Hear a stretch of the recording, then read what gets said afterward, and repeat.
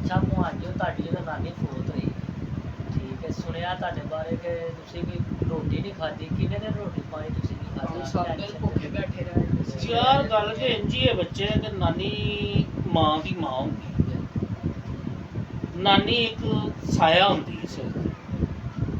ਤੇ ਨਾਨੀ ਜਦੋਂ ਫੌਤ ਹੋਈ ਹੈ ਨਾ ਬੱਚੇ, ਤੇ ਭੁੱਖ ਤੇ ਵਾਕਈ ਨਹੀਂ ਸੀ ਲੱਗੀ। ਕਿੱਥੇ ਲੱਗਦੀ ਰੋਟੀ ਦਾ ਤੇ ਨਾਮੋ ਨਿਸ਼ਾਨ ਨਹੀਂ ਸੀ ਹੈਗਾ।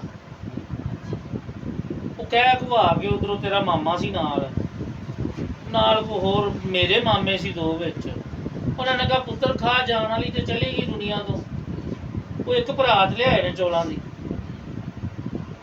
ਯਕੀਨ ਕਰ ਤੂੰ, ਪੁੱਤਰ ਹੈ ਮੇਰਾ, ਪੁੱਤਰਾਂ ਬਜਾਏ ਸਾਰਾ ਕੁਝ ਜੋ ਵੀ ਨਿਜ਼ਾਮੇ ਜ਼ਿੰਦਗੀ ਦਾ ਗੁਜ਼ਰਿਆ ਹੈ ਨਾ, ਇੱਕ ਭਰਾਤ ਮਸਾਂ ਮੈਂ ਖਾਧੀ। ਮਸਾਂ ਦਿਲ ਨਹੀਂ ਸੀ ਕਰ ਰਿਹਾ, ਥੋੜਾ ਖਿੱਚ ਧਰੂ ਕੇ ਇੱਕ ਭਰਾਤ ਹੋਰ ਲੈ, 1.5 ਭਰਾਤ ਮੈਂ ਚੌਲਾਂ ਦੀ ਖਾਧੀ। ਅਗਲੇ ਦਿਨ ਦਾ ਵਾਕਿਆ ਆ ਗਿਆ। ਉਹਨਾਂ ਨੇ ਅਗਲੇ ਦਿਨ ਕਿਹਾ ਕਿ ਰੋਟੀ ਖਾ ਲਓ। ਮੈਂ ਕਿਹਾ ਨਹੀਂ, ਰੋਟੀ ਨੂੰ ਦਿਲ ਨਹੀਂ ਸੀ ਮੰਨਦਾ। ਮੈਂ ਇਨਕਾਰ ਕੀਤਾ, ਮੈਂ ਕਿਹਾ ਰੋਟੀ ਖਾਣੀ ਹੀ ਨਹੀਂ। ਭੁੱਖ ਲੱਗਣੀ। ਮੇਰੀ ਨਾਨੀ ਗਈ ਹੈ, ਕੋਈ ਆਮ ਬੰਦਾ ਨਹੀਂ ਗਿਆ, ਮੇਰੀ ਨਾਨੀ ਦੁਨੀਆ ਤੋਂ ਗਈ ਹੈ, ਤੇ ਮੈਨੂੰ ਉਹਦਾ ਬਹੁਤ ਜ਼ਿਆਦਾ ਦੁੱਖ ਸੀ। ਦੂਸਰੇ ਦਿਨ ਵੀ ਫਿਰ ਮੈਂ ਚੌਲ ਹੀ ਖਾਧੇ ਨੇ ਪੁੱਤਰ, ਕੁ 4 ਪਲੇਟਾਂ। ਅਗਲੇ ਦਿਨ ਉਹਨਾਂ ਨੇ ਫਿਰ ਮੈਨੂੰ ਜ਼ੋਰ ਪਾਇਆ ਕਿ ਰੋਟੀ ਖਾ ਲੈ। ਮੈਂ ਕਿਹਾ ਰੋਟੀ ਨਹੀਂ, ਰੋਟੀ ਤੇ ਮੇਰਾ ਦਿਲ ਨਹੀਂ ਮੰਨਦਾ। ਚਲੋ ਜੇ ਬਹੁਤਾ ਮਜਬੂਰ ਕਰਦੇ ਹੋ ਤੇ ਸਾਲਨ ਉਸ ਟੈਪ ਦਾ ਹੈਗਾ, ਤੁਸੀਂ ਨਾਨ ਮੰਗਵਾ ਲਓ ਨਾਲ। ਕੋ 4 ਕੋ 5 ਨਾਨ ਖਾਧੇ ਨਹੀਂ, ਤੇ ਨਾਲ ਮੇਰਾ ਪੁੱਤਰ ਕੋ ਚਾਹ ਦੇ ਕੋ 2 ਕੱਪ ਪੀਤੇ ਨਹੀਂ।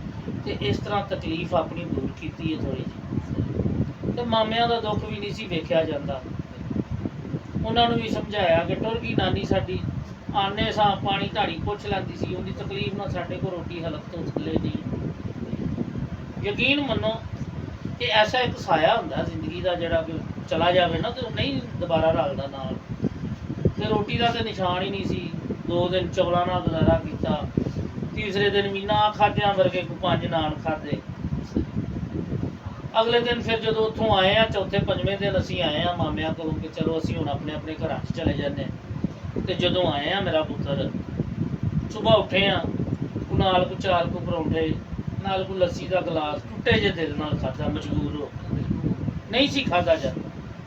ਕਿੱਥੇ ਖਾਧਾ ਜਾਣਾ, ਸੱਕੀ ਨਾਨੀ। ਸੱਕੀ ਨਾਨੀ, ਤੇ ਦਿਲ ਹੀ ਨਹੀਂ ਸੀ ਮੰਨਦਾ ਮੇਰਾ ਪੁੱਤਰ।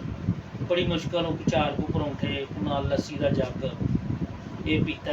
ਪਹਿਲੇ ਦਿਲ ਨਹੀਂ ਸੀ ਮੰਨਦਾ। ਦਿਲ ਨਹੀਂ ਸੀ ਮੰਨ ਰਿਹਾ। ਤੇ ਫਿਰ ਇਸ ਤਰ੍ਹਾਂ ਕਰ ਕਰਾ ਕੇ ਫਿਰ ਜ਼ਿੰਦਗੀ ਇਹ ਯਾਰ ਚਲਾਉਣਾ ਪੈਂਦਾ ਹੈ, ਫਿਰ ਖਾਣਾ ਪੈਂਦਾ। ਫਿਰ ਆਪਣੇ ਘਰ ਆਇਆ, ਨਿਜ਼ਾਮੇ ਜ਼ਿੰਦਗੀ ਫਿਰ ਕੋ ਹਫਤਾ 10 ਦਿਨ ਨਿਕਲਿਆ, ਤੇ ਫਿਰ ਕੋ ਰੋਟੀ ਨੂੰ ਮੂੰਹ ਲਾਇਆ, ਕੋ ਰੋਟੀ ਪੁੱਤਰ ਖਾਣੀ ਸ਼ੁਰੂ ਕੀਤੀ। ਇਸ ਤਰ੍ਹਾਂ ਕਰ ਕਰਾ ਕੇ ਤੇ ਦਿਲ ਨਹੀਂ ਕਰਦਾ ਨਾ ਰੋਟੀ ਤੇ।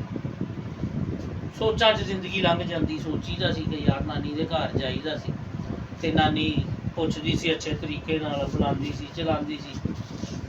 ਤੇ ਕੋ ਹਫਤਾ 10 ਦਿਨ ਰੋਟੀ ਨੂੰ ਤਾਂ ਮੂੰਹ ਹੀ ਨਹੀਂ ਲਾਇਆ ਤੇਰੇ, ਸਮਝਿਆ। ਹੁਣ ਤੁਹਾਡੇ ਕੋਲੋਂ ਕਾਹਦਾ ਲੋਕੋਲਾ, ਹੁਣ ਵੀ ਤੁਹਾਡੇ ਸਾਹਮਣੇ ਮਸਾਂ ਰੋਟੀ ਖਾਣਾ ਮੈਂ। ਜੀ 3-4 ਰੋਟੀਆਂ ਮੇਰੇ ਕੋਲ ਯਾਰ ਨਹੀਂ ਖਾਧੀ ਜਾਂਦੀ ਹੁਣ ਰੋਟੀ, ਯਕੀਨ ਮੰਨੋ। ਦੁੱਖ 'ਚ ਹਾਲੇ ਤੱਕ ਉਹ ਜਦੋਂ ਫੀਲਿੰਗ ਹੁੰਦੀ ਹੈ ਨਾ, ਤੇ ਹਾਲੇ ਵੀ ਰੋਟੀ ਨੂੰ ਦਿਲ ਨਹੀਂ ਮੰਨਦਾ। ਮਸਾਂ ਫਿਰ 3-4 ਖਾਣੀਆਂ ਪੈਂਦੀਆਂ, ਕਿਉਂਕਿ ਜੀਣਾ ਹੈ, ਜੀਣ ਵਾਸਤੇ ਥੋੜਾ ਬਹੁਤ ਤਾਂ ਬੰਦੇ ਨੂੰ ਖਾਣਾ ਚਾਹੀਦਾ। ਨਾਨੀ ਦੀ ਯਾਦ। ਇਸ ਤਰ੍ਹਾਂ ਮਤਲਬ ਫਿਰ ਜ਼ਿੰਦਗੀ ਹੁਣ ਚਲਾਉਣ ਵਾਸਤੇ ਤੇ ਸਾਰਾ ਨਿਜ਼ਾਮ ਜਿਹੜਾ ਨਾ ਫਿੱਟ ਕਰਨਾ ਪੈਂਦਾ, ਤੇ ਉਹਨੂੰ ਸਮਝਾਉਣ ਵਾਸਤੇ ਅੱਗੇ ਤੋਰਨਾ ਪੈਂਦਾ, ਚਲਾਉਣਾ ਪੈਂਦਾ। ਇਸ ਤਰ੍ਹਾਂ ਹੀ ਪੁੱਤਰ ਤੁਹਾਡੇ ਤੇ ਵੀ ਟਾਈਮ ਆਉਣਾ, ਜਦੋਂ ਅਸੀਂ ਦੁਨੀਆ ਤੋਂ ਟੁਰ ਜਾਣਾ, ਤੁਹਾਡਾ ਵੀ ਦਿਲ ਨਹੀਂ ਕਰਨਾ ਰੋਟੀ। ਪਰ ਅਸੀਂ ਜਿਸ ਤਰ੍ਹਾਂ ਗੁਜ਼ਾਰੀਏ, ਇਸ ਤਰ੍ਹਾਂ ਨਾ ਕਰਨਾ। ਤੁਸੀਂ ਕਮਜ਼ੋਰੀ ਹੋ ਜਾਂਦੀ ਬੇਟਾ, ਮੈਨੂੰ ਬਹੁਤ ਜ਼ਿਆਦਾ ਕਮਜ਼ੋਰੀ ਹੋ ਗਈ ਸੀ।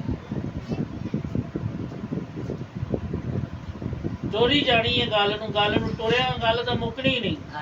ਪਰ ਤੁਸੀਂ ਆਪਣਾ ਹੁਣ ਕਲੋਜ਼ ਕਰੋ ਸਾਰਾ ਨਿਜ਼ਾਮ, ਤੇ ਅੱਗੋਂ ਸੁਣ ਲਓ, ਆਪਣੇ ਆਪ ਨੂੰ ਸੰਭਾਲੋ। ਆਟਾ ਦਾਣਾ ਘਰ ਦੇ ਵਿੱਚ ਨਹੀਂ ਮੁੱਕਣਾ ਚਾਹੀਦਾ, ਤੇ ਸਾਰਾ ਨਿਜ਼ਾਮ ਜਿਹੜਾ ਨਾ ਇਸ ਤਰ੍ਹਾਂ ਹੀ ਚੱਲਦਾ।